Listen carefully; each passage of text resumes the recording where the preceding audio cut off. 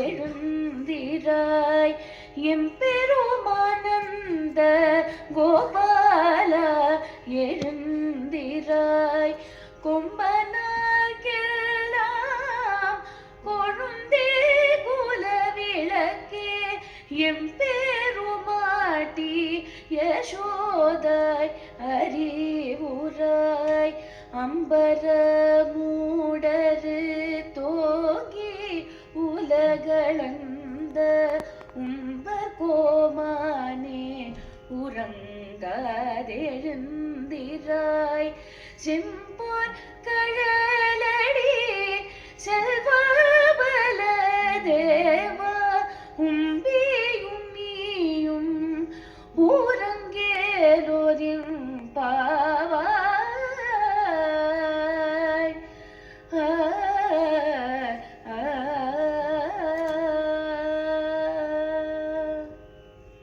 போறோம் நாம இங்க அதுக்குள்ள 17வது பாசுரத்துக்கு வந்து நிக்கிறோமே அப்படின்னு நினைக்கலாம்.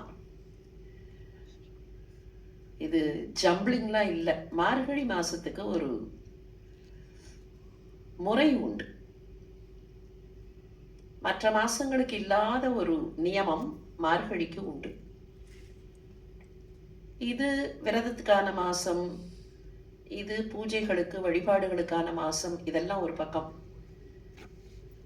மற்ற மாசங்கள்ல தேதி சொல்லுவார்கள். மார்கழி மாசத்துல தேதி சொல்ற வழக்கம் கிடையாது.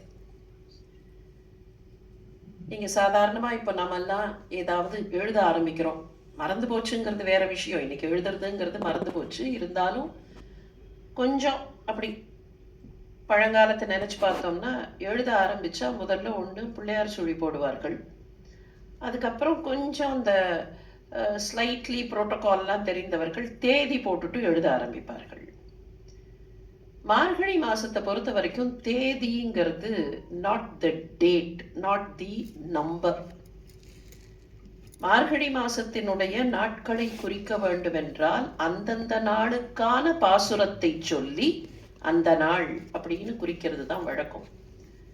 இப்ப கூட பெரியவர்கள் யாராவது பேசிக்கும் போது கேட்டா, இன்னைக்கு அம்பரமே தண்ணீரே நாள் அப்படிம்பார்கள். அந்த நாள் is indicated by the concern பாசுரம். அதனால நாமும் ஒவ்வொரு நாளும் அதை ஒரு வழக்கமாக வைத்துக்கொண்டு அன்னன்னைக்கான நாள் பாசுரத்தை சேவிச்சுட்டு தான் மற்ற அனுசந்தானங்கள் நடக்கும். அதனால அன்னன்னைக்கான நாள் பாசுரத்தை சேவித்து விட்டு அதுக்கப்புறம் நாம என்ன பாசுரம் அன்னைக்கு பார்க்கணுமோ அந்த பாசுரத்துக்கு போகலாம். மார்கழி அப்படின்னு சொன்னாலேயே மாசானாம் மார்க்க தன்னுடைய பாவை நோன்பை நோக்கிறாள். ஆண்டாளை பத்தி நிறைய விஷயங்களை கேவிஎஸ்ஜி இங்க குறிப்பிட்டார்கள். 5 குடிக்கொரு சந்ததியாய். அவளை பத்தி சொல்லும் போதே அவள் 5 குடிக்கு ஒரு சந்ததியாய் வந்தவள். அது என்ன 5 குடி? எப்படி 5 குடி இருக்க முடியும்? ஒரு சந்ததி, ஒரு குடிக்கு சந்ததி. இப்ப சாதாரணமா ஒரு வீட்டுல ஒரு குழந்தை அப்படின்னா, எங்க குடும்பத்துக்கே இந்த கொழுந்து, இந்த குழந்தை தான் வாரிசு, இதுதான் எங்க குல கொழுந்து அப்படிம்பார்கள். ஆண்டாள் நாச்சியார் 5 குடிக்கு ஒரு சந்ததியாக இருப்பவள். இதுக்கு பூர்வாச்சாரியார்கள் பலவிதமான வியாக்கியானங்களை தருகிறார்கள்.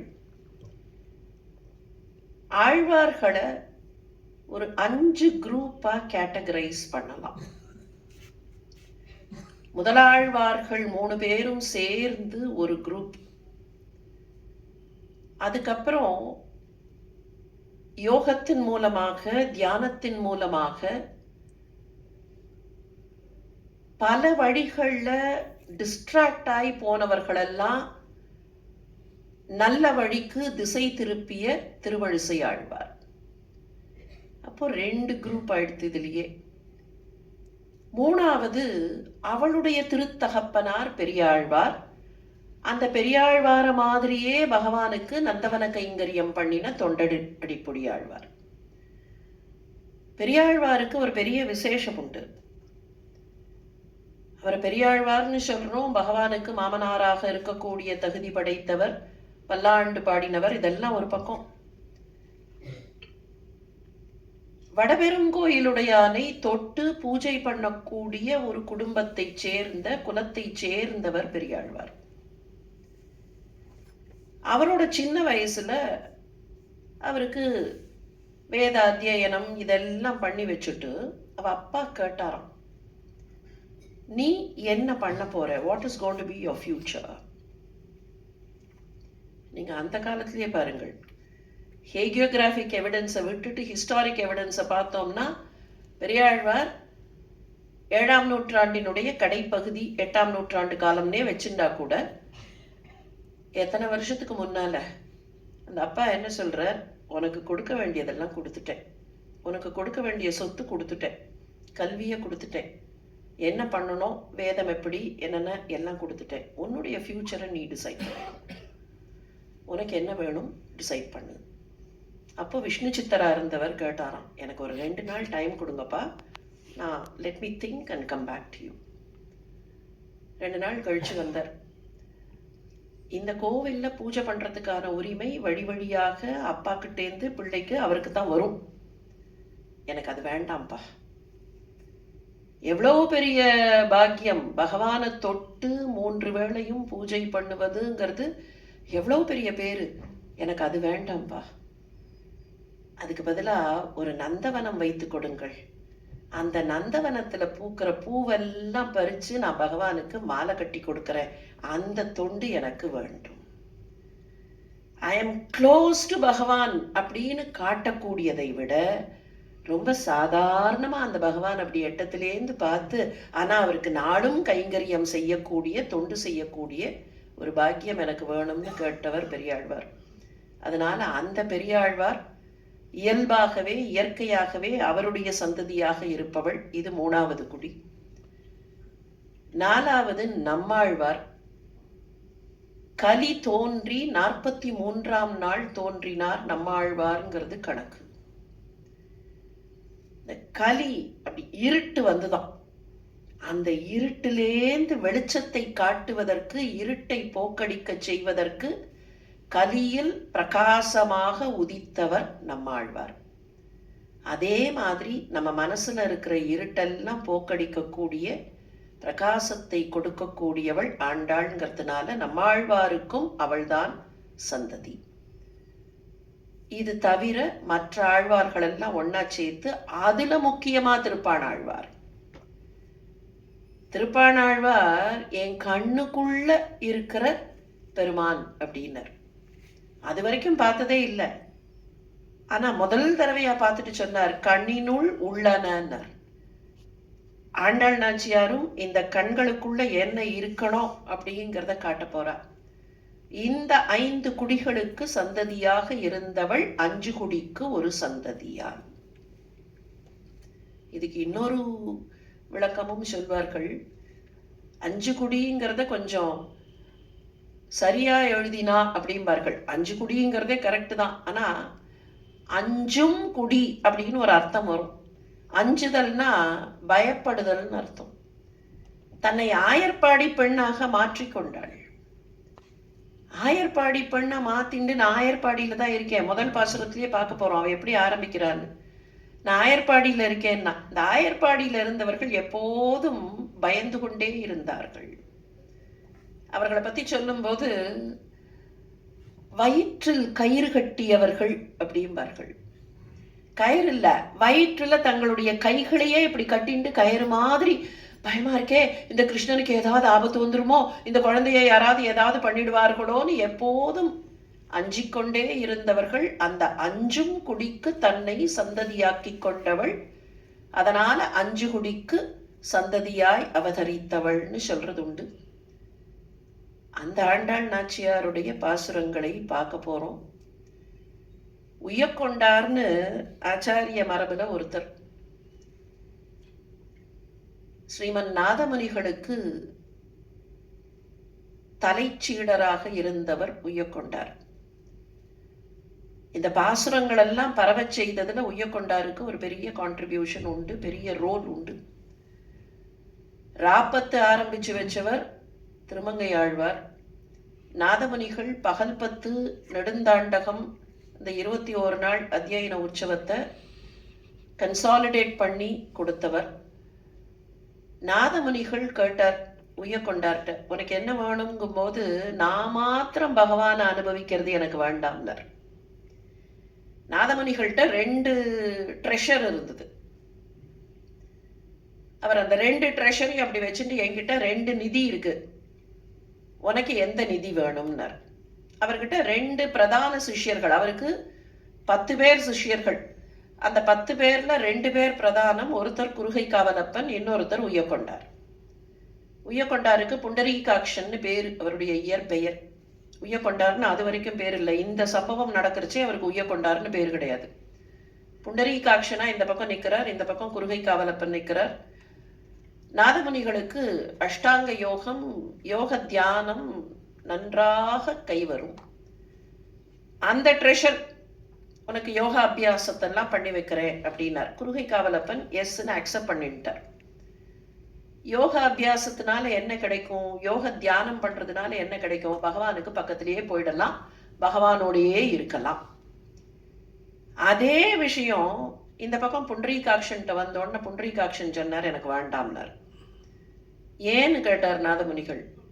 இதனால என்ன லாபம், பகவான்கிட்டயே போலாம்ப்பா, பகவானோடையே இருக்கலாம். யோக தியானத்துல உட்காந்துட்டா அப்படியே பகவானோடையே பக்கத்திலேயே இருந்து, வேணும்னா நீ அவரோடையே உரையாடி கொண்டிருக்கலாம். யோகத்துல இருப்பவர்கள் அப்படித்தானே, தியானத்துல உட்காந்தாச்சுன்னு சொன்னா அதுக்கப்புறம் அவர்களுக்கு உலகத்துல இருக்கிற எதுவுமே தெரியாதே. இப்ப புண்டரீகாட்சன் சொன்னார், அதனால என்ன லாபம், நான் ஒருத்த மாத்திரம் போய் பகவானோட ஐக்கியமாகலாம், அவரோடையே இருக்கலாம் இல்லையா. அப்போ இங்க இருக்கக்கூடியவர்களுக்கெல்லாம் என்ன பலன்னர். அதுக்கு ஒரு ஸ்டேட்மெண்ட் சொன்னார். நமக்கு அந்த வார்த்தை அர்த்தம் வேற மாதிரி தான் தெரியும், அதனால அந்த வார்த்தையை நம்மால புரிஞ்சுக்க முடியாது. ஆனா அவர் சொன்ன ஸ்டைல் பாருங்கள்.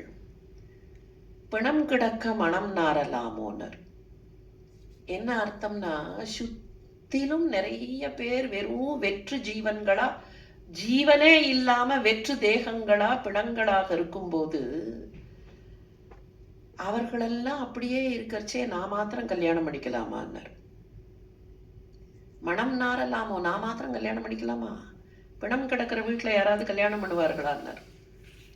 அப்பதான் நாதமுனிகள் சொன்னாராம், நீரே உய்யக் கொண்டீர், இந்த உலகம் உய்வதற்காக பிரபந்தங்களை பாசுரங்களை என்கிட்ட கொடுங்கள். உங்ககிட்ட இருக்கிற ட்ரெஷர் என்ன, ஒண்ணு யோகம், அதை அவருக்கு கொடுத்தாச்சு. இன்னொரு ட்ரெஷர், அந்த ட்ரெஷரை எனக்கு கொடுங்கள். அதை எல்லாருக்கும் பரவ செய்து எல்லாரும் இந்த பாசுரங்களை சேவிக்கும்படி செய்தால் எல்லோரும் உய்யலாம். நீரே உய்யக் கொண்டீர்னு அன்னையிலேருந்து தான் அவருக்கு உய்யக்கொண்டார்னு திருநாமம். அந்த உய்யக்கொண்டார் ஆண்டாள் நாச்சியாருக்கு தனியன் பாடினார். அன்னவயல் புதுவை ஆண்டாள் அரங்கற்கு பன்னு திருப்பாவை பல் பதியம் இன்னிசையால் பாடிக் கொடுத்தாள், நற்பாமாலை பூமாலை சூடிக் கொடுத்தாளை சொல்லு. சூடிக் கொடுத்த சுடற்கொடியே தொல்பாவை பாடி அருளவல்ல பல்வளையாய், நாடி நீ வேங்கடவர்க்கு என்னை விதி என்ற இம்மாற்றம் நாம் கடவா வண்ணமே நல்கு. அவ மன்மதன் கிட்ட போய் சொன்னான், வேங்கடவர்க்கு என்னை விதிக்கிற்றியேனா. இந்த பாரு மன்மதா, நான் வேற யாரையும் கல்யாணம் பண்ணிக்க மாட்டேன், மானுடவர்க்கு என்று பேச்சுப்படில் வாழகில்லேன். என்னை நீ என்ன பண்ணணும் தெரியுமா, என்னை வேங்கடவனோடு சேர்த்து வைக்க வேண்டும். அதையே சொல்லி அவளுக்கு தனியன் பாடினார். ஆண்டாள் நாச்சியாருடைய பாசுரங்கள் எல்லாருக்கும் உய்வை கொடுக்கக்கூடியவை. இதுவரைக்கும் பகவானை நினைச்சு பார்க்கிற ஒரு எண்ணத்துல இருந்திருக்கலன்னா கூட ஆண்டாளுடைய பாசுரங்களை சொல்ல சொல்ல தன்னாலேயே அவ கொண்டு போய் பகவானுக்கு பக்கத்துல நம்மை நிறுத்தி விடுவாள். அவ மாத்திரமில்ல, வேங்கடவர்க்கு என்னை விதிக்கிற்றியேன்னு கேட்டவ, வேங்கடவர்க்கு என்னை விதி என்ற இம்மாற்றம் நாம் கடவா வண்ணமே நல்கு. அவ சொன்னாலே அதே மாதிரி நம்மையும் அந்த வழியில் நடத்தக்கூடிய ஆண்டாள் நாச்சியார்.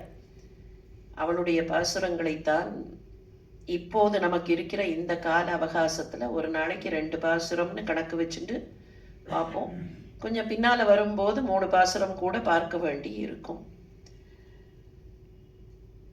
ஆண்டாள் நாச்சியார் பூமாதேவியனுடைய அவதாரம் இல்லையா. இதுக்கு ஒரு பூர்வ ஜென்ம கதை உண்டு. நமக்கு தான் பூர்வ ஜென்ம கதையெல்லாம் சொல்லுவோம், ஆண்டாளுக்கு கூட பூர்வ ஜென்ம கதையான உண்டு. எல்லாருக்குமே இந்த பூர்வ ஜென்ம கதையெல்லாம் உண்டு. வராக அவதாரத்துல நமக்கு தெரியும், பூமாதேவியை தூக்கின்னு வந்துட்டார். தன்னோட கோர பல்ல கொண்டு வந்து அப்படி வச்சார். ஜெயதேவர் சொல்றச்சே தசன சிகரேன்னர், பல்லோட உச்சியில அந்த பூமாதேவியை தூக்கி கொண்டு வந்தாயே, பூகோளம் தசன சிகரே, அப்படி தூக்கின்னு வந்துட்டார். வந்துட்டு பூமாதேவி அந்த பக்கம் இருக்கா. வராகமா இருக்கிற பெருமாளுக்கு ரொம்ப சந்தோஷம். ஆஹா, நாம் அப்படியே பூமாதேவியை தூக்கின்னு வந்துட்டோம், என்ன இருந்தாலும் தம்முடைய தர்ம பத்தினி, அவளை காப்பாத்திட்டோம். அந்த ஒரு ப்ரைட், அவளுக்கு முன்னால அந்த வீரத்தை காட்டக்கூடிய ஒரு ப்ரைட். பத்தியா, நான் உன்னை எப்படி காப்பாத்திட்டேன் பத்தியா, நான் எவ்வளவு வீரத்தை பிரயோகம் பண்ணி காப்பாத்திட்டேன் பத்தியான்னு அவர் அப்படி பெருமிதத்தோட பாக்குறச்சே அவ அழுதாளும். இப்ப என்னத்துக்கு அழற, நான் தான் உன்னை காப்பாத்திட்டேனே, இதுக்கு முன்னால அழுத, சரி இப்ப நான் காப்பாத்திட்டேனே, என்னத்துக்கு அழறன்னு கேட்டாலும். அப்ப அவ சொல்றா, என்னை ஏன் காப்பாற்றினீர்கள், நான் உங்களுடைய பத்னிங்கிறதுனால காப்பாற்றினீர்கள் இல்லையா? உங்க பத்னியை காப்பாற்றணும், உங்களுக்கு தாசானு தாசியாக இருக்கிற என்ன காப்பாற்றணும், பாரியையாக இருக்கிற என்ன காப்பாற்றணும், அது உங்களுக்கு தெரிஞ்சுது. ஸ்ரீ பிருத்யுவாச்ச அகம் சிஷ்யா ச தாசி ச பாரியா ச த்வயி மாதவ, நான் உனக்கு தாசி, நான் உனக்கு பாரியை, நான் உனக்கு சிஷ்யை, நீ என்ன காப்பாத்திட்ட. ஆனா என்ன பண்ண, காப்பாற்ற வேண்டியவர்களை இன்னும் காப்பாத்தலையே. மத்கிருதே சர்வ பூதானாம் லகு உபாயம் வத பிரபு. இந்த ஜீவராசிகளெல்லாம் இன்னும் அங்க அந்த ஜன்ம ஜலத்துல தானே இருக்கு, என்ன ஜலத்திலேருந்து மேல கொண்டு வந்துட்ட. ஆனா பிறவிங்கிற பெருங்கடலுக்குள்ள இந்த ஜீவன்கள் எல்லாம் தவிச்சுட்டு இருக்கே, அந்த ஜலத்திலேருந்து எப்ப கொண்டு வர போற, அதற்கு ரொம்ப சுலபமா ஒரு உபாயம் சொல்லு. இல்ல நான் மறுபடியும் வராகமா வந்து தூக்குறேன்னா நடக்காது. நீ ஒவ்வொருத்தரையா வராகமா வந்து என்ன மிஞ்சி மிஞ்சி போனா 2 கோரப்பல் தான் இருக்கும். இந்த பக்கத்துல ஒருத்தரை தூக்கலாம், இந்த பக்கத்துல ஒருத்தரை தூக்கலாம், எவ்வளவு நாளைக்கு தூக்கிட்டே இருப்ப. அதனால லகுவான ஒரு உபாயம் சொல்லு, லகு உபாயம் வத பிரபோ அப்படின்னு கேட்ட உடனே அவர் சொல்றார், அவர்களை தூக்கிறதுக்கு வேற ஒண்ணும் வேண்டாம், அவதாரம்லாம் எடுக்க வேண்டாம், அவர்களை ஒன்னே ஒண்ணு பண்ண சொல்லு, அப்ப நான் அவர்களை காப்பாற்றுகிறேன்கிறார். என்ன சொல்றார் பாருங்கள், ஸ்திதே மனசி சுஸ்வஸ்தே ஷரீரே சதியோ நரக தாத்து சாமியே ஸ்திதே ஸ்மர்த்தா விஸ்வரூபம் ச மாம் அஜம். அவர்கள் எந்த சமயத்துல அவர்களுடைய மனசி சுஸ்வஸ்தே, மனசு நன்றாக இருக்கும்போது, எப்போதும் மனசு நன்றாக இருக்கணும்னு சொல்லல, மனசு எப்ப சரியா இருக்கோ அப்போ. ஷரீரே சதியோ, ஷரீரம் நன்றாக இருக்கும்போது. பின்னால இன்னொரு ஆழ்வார் சொல்வாரு, அப்போதைக்கு இப்போதே சொல்லி வைத்தேன்னு. எப்ப புத்தி சரியா இருக்கோ, எப்ப மனசு சரியா இருக்கோ, எப்ப அவகாசம் இருக்கோ, எப்ப நல்ல கம்ஃபர்டபுளா உட்காந்துட்டு காலை கையை நீட்டிண்டு கால்வலி இல்லாம தலைவலி இல்லாம உடம்பும் மனசும் எப்போது நன்றாக இருக்கிறதோ அப்போது ஸ்மர்த்தா விஸ்வரூபம் சமாம் அஜம், அவர்களை என்னுடைய விஸ்வரூபத்தை, விஸ்வரூபம்னு சொல்றச்சே என்ன, அங்க அர்ஜுனனுக்கு காட்டின விஸ்வரூபம்னு மாத்திரம் அர்த்தம் இல்லை, இந்த விஸ்வத்தில் அவர்தான் எல்லாமாக இருக்கிறார்ங்கிற அந்த விஸ்வரூபத்தை, பகவான் தான் எல்லாங்கிறதையும், மாம் அஜம், எனக்கு பிறப்பு இல்லை, நிரந்தரமாக இருப்பவன் நான் தான் என்பதையும் நினைக்க சொல்லு. அத மாத்திரம் அவர்கள் நினைச்சார்கள்னா து காஷ்டா பாஷாண சந்நிபம் அகம் ஸ்மராமி, நான் என்ன பண்ணுவேன் தெரியுமா, அவர்கள் கட்டையா கிடக்கிறச்சே கூட, அவர்கள் காஷ்டமாக இல்லைன்னா பாஷாணமாக, காஷ்டம்னா கட்ட, லாகா கிடக்கிறச்சே, இல்ல பாஷாணம் ஒரு கல்லா கிடக்கிறச்சே கூட, அகம் ஸ்மராமி, அவனை நான் நினைப்பேன். நான் நினைக்கிறது மாத்திரம் இல்ல, அவனுக்கு என்ன பண்ணுவேன்னா மத் பக்தம் நயாமி பரமாம் கதிம், அவனுக்கு நான் பெரிய பதவியை பெரிய நிலையை கொடுப்பேன். நல்ல புத்தியோட இருக்கிறச்சே கொஞ்சம் நினைச்சு பார்க்க சொல்லு, நல்ல மனசோட இருக்கிறச்சே கொஞ்சம் நினைச்சு பார்க்க சொல்லு. அப்படி நினைச்சு பார்த்தா போரும், அவர்களுக்கு நான் எல்லாம் கொடுப்பேன் அப்படின்னு சொன்ன உடனே நோட் பண்ணி வச்சுண்டாளாம் பூமாதேவி. அதுக்கப்புறம் பல நூற்றாண்டுகள் கழித்து பல காலம் கழித்து அந்த பூமாதேவி பெருமாள்கிட்ட சொன்னாலாம், அன்னைக்கு சொன்னது நினைவு இருக்கா? அன்னைக்கு இப்படி சொன்னீர்களே நினைவு இருக்கா? ஆமான்னாராம். எப்போ? தசாவதாரம்லாம் முடிஞ்சு போச்சு, எல்லா அவதாரமும் முடிஞ்சு போச்சு, இன்க்ளூடிங் கல்கி முடிஞ்சு போச்சுன்னு வச்சுப்போம், இல்ல கல்கிக்கு முன்னோடன்னு வச்சுப்போம். எத்தனை தடவை அவதாரம் எடுத்து பார்த்தேன், இவாளெல்லாம் திருத்தவே முடியலையே, இன்னமும் திரும்பி திரும்பி திரும்பி திரும்பி கீழே கிடைக்கிறார்களே, என்ன பண்றதுன்னொன்ன அப்ப சொன்னாலாம், நீங்க வெறுமனே அவதாரம் எடுத்தா பிரயோஜனம் இல்லை, ஒவ்வொரு தடவையும் அவதாரம் எடுத்தா எத்தனை பேரை காப்பாற்ற முடியும்? ஆனா டு யூ ரிமெம்பர் அன்னைக்கு எனக்கு சொன்னது, அவர்கள் உங்களை நினைத்து பார்த்தால் கல்லாக கிடந்தாலும் கட்டையாக கிடந்தாலும் காப்பாற்றுவேன்னு சொன்னீர்களா இல்லையா? இப்போ அவர்கள் உங்களை நினைப்பதற்கு நான் பூமிக்கு போறேன். நாம் பூமிக்கு போய் அவர்களுக்கு பாசுரங்களை எல்லாம் கொடுத்தால், அவர்களுக்கு நல்ல வார்த்தைகளை எல்லாம் கொடுத்தால், அந்த வார்த்தைகளை அவர்கள் நினைவு வைத்துக் கொண்டு சொன்னா, மனசும் புத்தியும் சரியா இருக்கும் போது சொன்னா கூட கல்லா கட்டையா கிடக்கிறச்சே நீங்கள் போய் உதவி செய்ய வேண்டும், அதற்கு நான் போகிறேன்னு சொல்லித்தான் அவ புறப்பட்டு வந்தாளாம். அதைத்தான் தேசிகர் சொன்னார். அவர்கள் சொன்னார்களே, கற்கடே பூர்வ பல்குன்யாம் துளசி கானன உத்பவாம் பாண்டியே விஸ்வம்பராம் கோதாம் வந்தே ஸ்ரீ ரங்கநாயகி. ரங்கநாயகியாக இருக்கக்கூடிய அவள் கோதையாக அவதரித்தாள். அந்த கோதையினுடைய திருப்பாவை. கோதைன்னு சொன்னாலே தமிழ்ல மாலைன்னு அர்த்தம். வடமொழியில அந்த பெயருக்கு பலவிதமான விளக்கங்கள் உண்டு. கோதான்னு சொல்லும் போது பலவிதமான விளக்கங்கள் உண்டு, அதை பின்னால பார்க்கலாம். தமிழை பொறுத்த வரைக்கும் கோதைனா மாலை. திருமழிசை ஆழ்வார் கோதை அப்படின்னு மாலைக்கு பெயர் சொல்லி பாடுகிறார். மாலையாக இருந்தவள், அவளே ஒரு மாலை.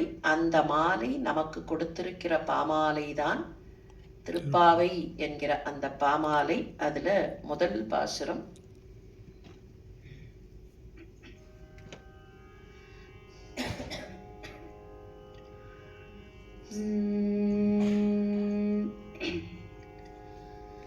மார்கழி திங்கள் மதி நிறைந்த நன்னாளால், மார்கழி திங்கள் மதி நிறைந்த நன்னாளால், நீராட போதுவீர்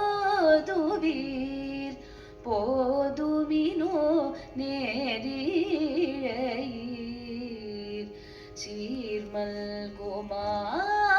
பாடி செல்வ சிறுமீர்கள் கூர்வேல் கொடும் தொழிலன் நந்த கோபன் குமாரன் ஏராந்த கண்ணி யசோதை இளம் சிங்கம் கார்மேனி செங்கண் கதிர்மதியம் போல் முகத்தான் நாராயணனே நமக்கே பறை தருவான் பாரோர் புகழ பணிந்தேலோர் எம்பாவாய்.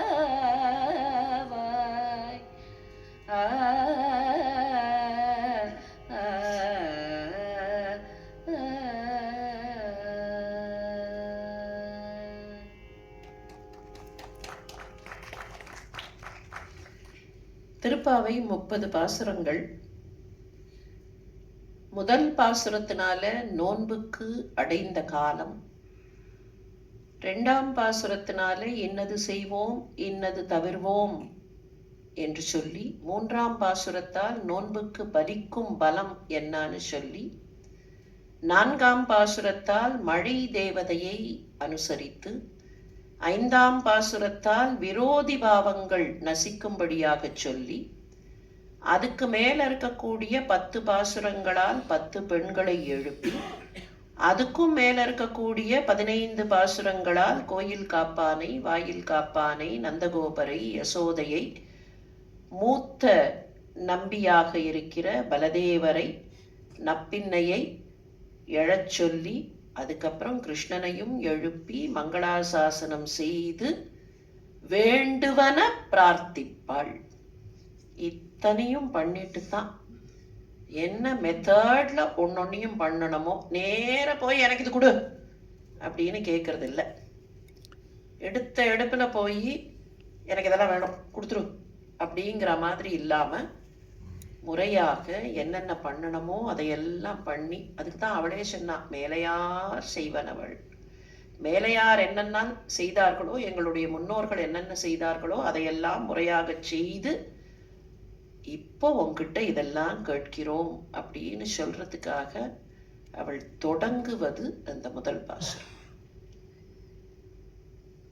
காலங்காத்தால நந்தகோபன் வீட்டு வாசல்ல பெண்கள் ஒரு கூட்டமா இருப்பார்களாம். எதுக்கு அப்படின்னா, காலங்காத்தால முதல்ல இந்த கிருஷ்ணன் அப்படி வெளியில வந்த உடனே அவன் முகத்தை பார்க்கலாமே அப்படிங்கிறதுக்காக பெண்கள் எப்போதும் அதிகாலை பொழுதில் நந்தகோபன் வீட்டு வாசலில் கூட்டமாக இருப்பார்கள்.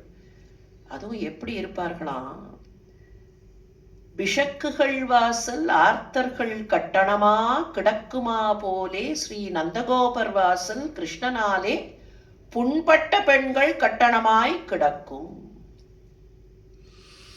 பிஷக்குன்னா வைத்தியர்னு அர்த்தம். வைத்தியர்கள்லயே ரொம்ப வசந்தவருக்கு பிஷக் ரத்னா அப்படிம்பார்கள். இந்த வைத்தியர் வீட்டு வாசல்ல காலை பொழுதுல நோயாளிகள் போய் காத்திருப்பார்கள். எதுக்குன்னா, அப்பெல்லாம் கொஞ்சம் தள்ளி இருந்து வரணும். ராத்திரி அவர்களுக்கு அந்த நோயெல்லாம் கொஞ்சம் அதிகமா தெரிஞ்சிருக்கும். எப்பவுமே ராத்திரி நேரம் தான் தலைவலி, கால்வலி எல்லாம் எட்டி பார்க்கும். பகல் பொழுதுல வேற எங்கேயாவது டிஸ்ட்ராக்ஷன் இருக்கும்போது அதெல்லாம் மறந்து போயிடும். தனியா இருக்கிறச்சே திடீர்னு அந்த தலைவலி வந்து சொல்லும், நானும் இருக்கேன், என்னை மறந்துட்டு நீ ஹலோ அப்படின்னும்.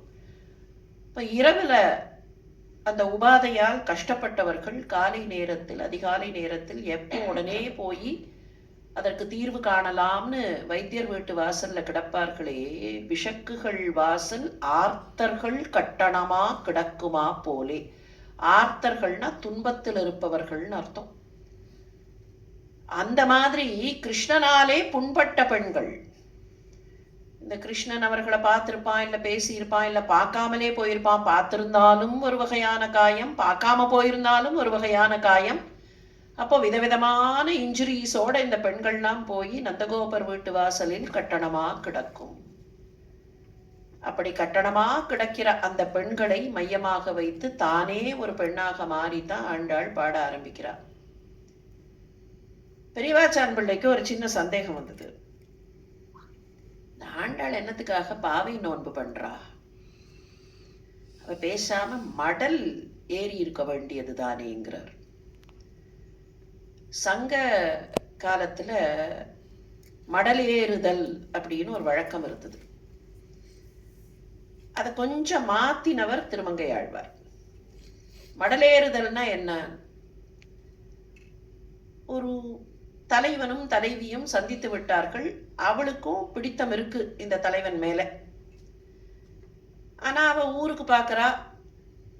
2 பேரும் பக்கத்து பக்கத்து ஊர்க்காரர்கள், இல்ல அவனோட ஊர் இன்னும் ஒரு 2-3 ஊர் தாண்டி இருக்குன்னு வச்சுப்போம்.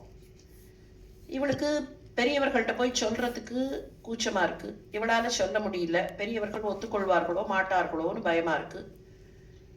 அதுக்கப்புறம் ஊர்க்காரர்கள் ஏதாவது ஏளனம் பேசுவார்கள். நான் உன்னை வந்து பார்த்து பேசினேன்னா அவர்கள் என்ன இளக்காரமா பேசுவார்கள், நான் வரமாட்டேன், நீ வராத. அந்த மாதிரி அவ அந்த காதலை அங்கீகரிப்பதற்கு கொஞ்சம் தயங்குகிறாள்.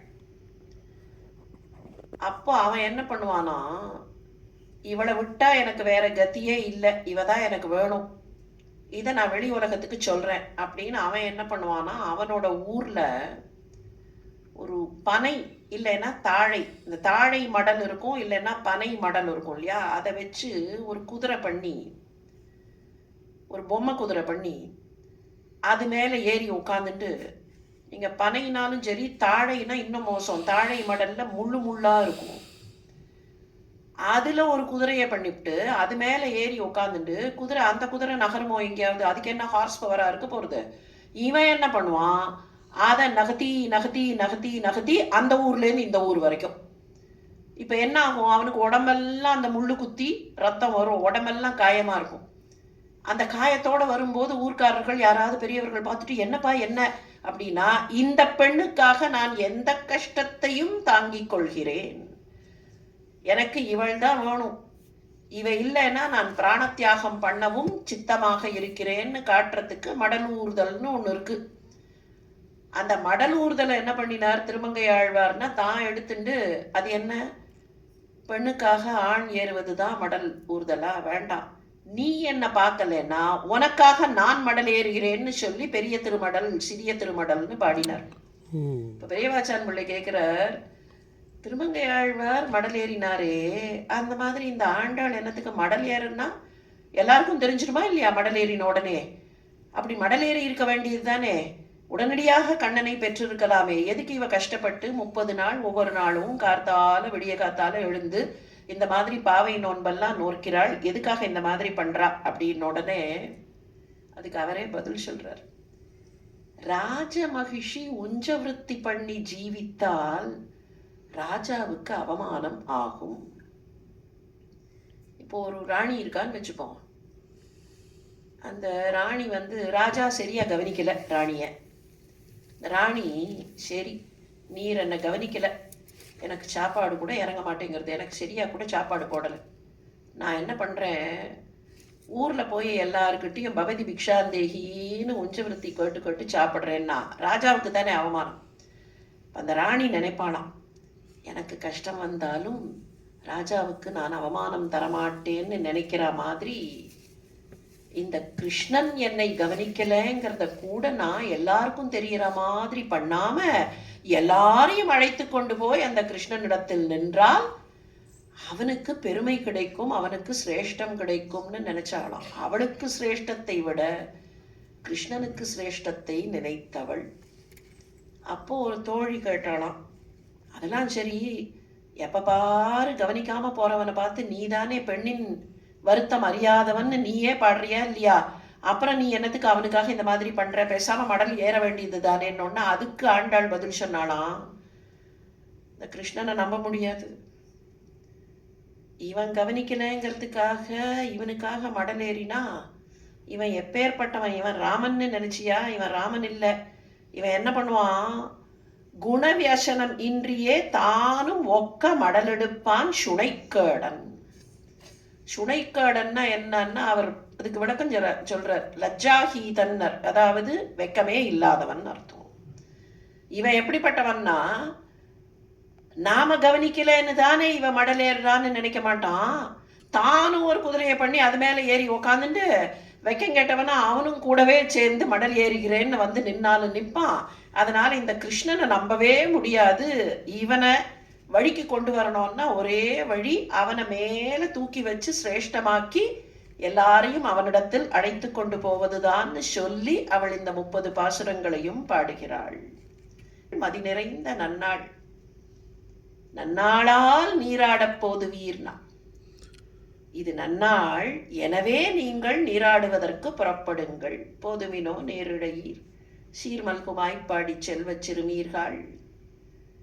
அதுக்கப்புறம் லிஸ்ட் போட்டா, கூர்வேல் கொடுந்தொடிலன் நந்தகோபன் குமரன் ஏறார்ந்த கண்ணி யசோதை இளம் சிங்கம் கார்மேனி செங்கண் கதிர்மதியம் போல் முகத்தான் நாராயணனே நமக்கே பறை தருவான். நீராடப் போதுவீர் நன்னாளால், இது ரொம்ப நல்ல நாள், நமக்கு நல்ல நாள் அப்படின்னு லிஸ்ட் போட்டோம்னா நாம என்ன சொல்லுவோம், ஓ இன்னைக்கு ஜனவரி 1ஆம் தேதி, அதனால இந்த வருஷம் முழுக்க நன்றாக இருக்க வேண்டும், அப்படின்னு இன்னைக்கு கார்த்தால ஏதாவது ஒரு ரெசல்யூஷன். இது 2 நாளா யோசிச்சு, இந்த வருஷத்துல, இந்த புது வருஷத்துல நான் என்னெல்லாம் பண்ண போறேன் தெரியுமா? I'm going to change myself, I'm going to transform, I'm going to do this, I'm going to do that. இந்த பெருசா லிஸ்ட் போடுறச்சே என்ன ஆயிடும், 1 2 3ன்னு போட்டதுல ஏதாவது 4-5 மறந்து போயிடும். இல்லை சில சமயத்தில் மொத்த லிஸ்ட்டே மறந்து போயிடும். ஏன்னா இன்னைக்கு நாள் பூரா ஹாப்பி நியூ இயர் சொல்லி சொல்லி இன்னைக்கு என்ன பண்ணணும்னு லிஸ்ட் போட்டோமோ அது மறந்து போயிடும்.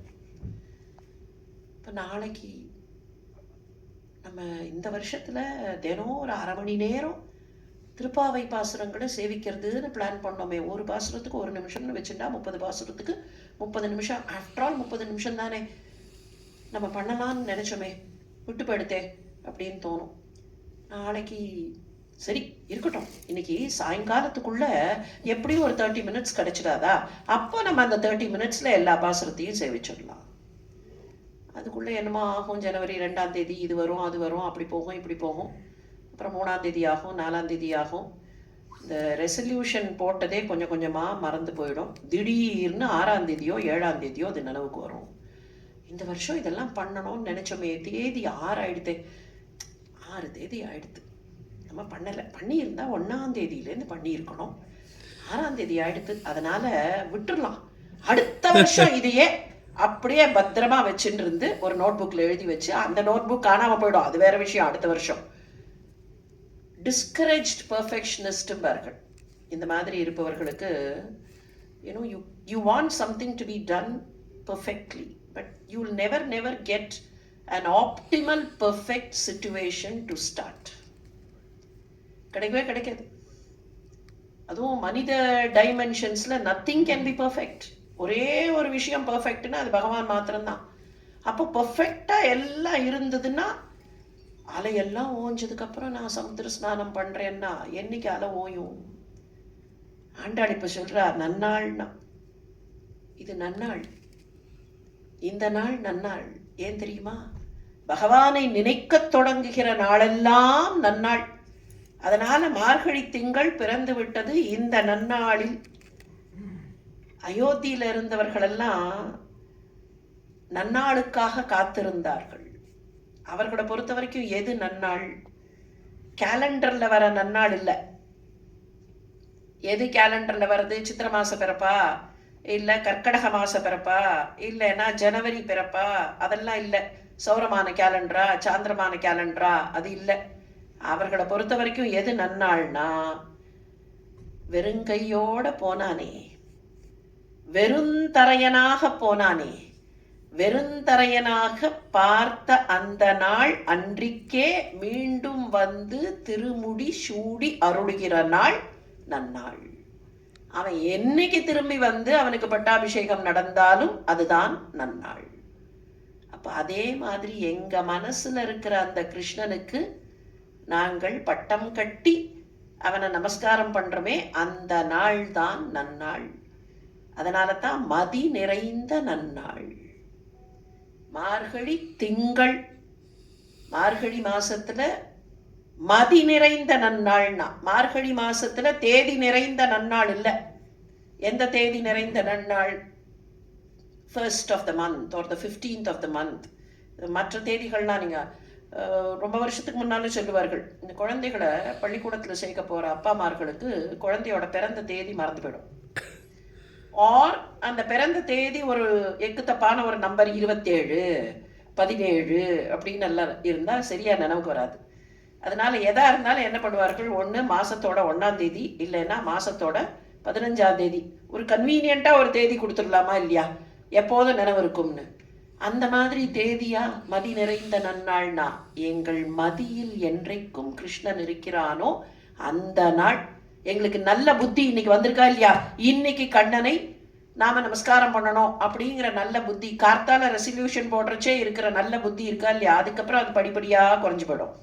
அந்த புத்தி இருக்கும் போதே இப்ப நினைச்சு பார்க்கலாம், அங்க என்ன சொன்னார் வராக அவதாரத்துல, எப்போ நல்ல புத்தி இருக்கோ, எப்போ நல்ல மனசு இருக்கோ, எப்போ உடம்புல வலிமை இருக்கோ, அப்ப சொன்னா கல்லா கட்டையா கிடக்கிறச்சே கூட அகம் ஸ்மராமி, அவர்களை நான் நினைவு வச்சுப்பேன்னாரே, அதை இங்க ஆண்டாள் காட்டுறா. மதி நிறைந்த நன்னாள். எப்போ நல்ல புத்தி இருக்கோ அதுவே நல்ல நாள். நீராட போதுவீர் போதுமினோ நேரிழையீர். நேரிழையீர்னா நிறைய அணிகலன்களை அணிந்தவர்களேன்னு அர்த்தம். ஆயர்பாடியில இருந்த பெண்கள் எப்போது நிறைய அணிகலன்களை போட்டு கொண்டிருந்தார்கள்.